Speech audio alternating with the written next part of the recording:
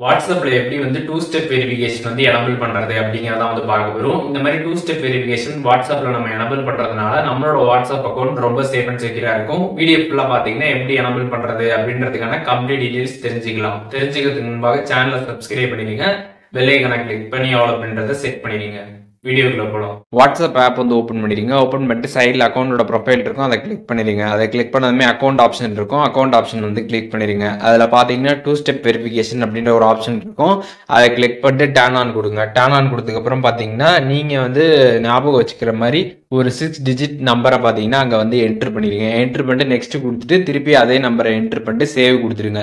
Save கொடுத்ததுக்கப்புறம் பார்த்தீங்கன்னா உங்களுக்கு டூ ஸ்டெப் வெரிஃபிகேஷன் வாட்ஸ்அப்பில் வந்து செட் ஆகிடும். இப்போ நீங்கள் நார்மலாக வாட்ஸ்அப் வந்து யூஸ் பண்ணிட்டு இருக்கிறப்ப எப்பயாச்சும் பார்த்தீங்கன்னா உங்களுக்கு அந்த நம்பரை வந்து கேட்கும், அந்த டூ ஸ்டெப் வெரிஃபிகேஷனுக்கான நம்பரை வந்து கேட்கும். நீங்கள் அப்போ அதை என்ட்ரு பண்ணிட்டு வாட்ஸ்அப் வந்து யூஸ் பண்ணுற மாதிரி வந்து இருக்கும். இப்போ நம்ம இந்த மாதிரி வந்து செட் பண்ணுறப்ப பார்த்தீங்கன்னா நம்மளோட வாட்ஸ்அப் அக்கௌண்ட் ரொம்ப சேஃப் அண்ட் செக்யூராக வந்து இருக்கும்.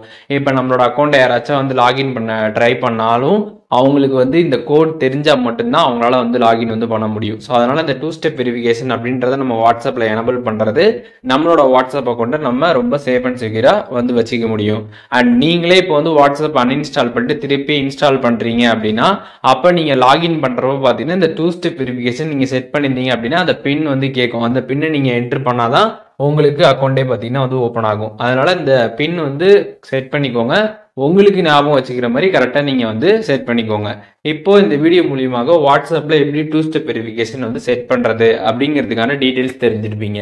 இதில் எதுவும் டவுட் இருந்துச்சுன்னா கண்டிப்பாக கமெண்ட்ஸில் மென்ஷன் பண்ணுங்கள், எல்லாருக்குமே ரிப்ளை பண்ணுறேன்.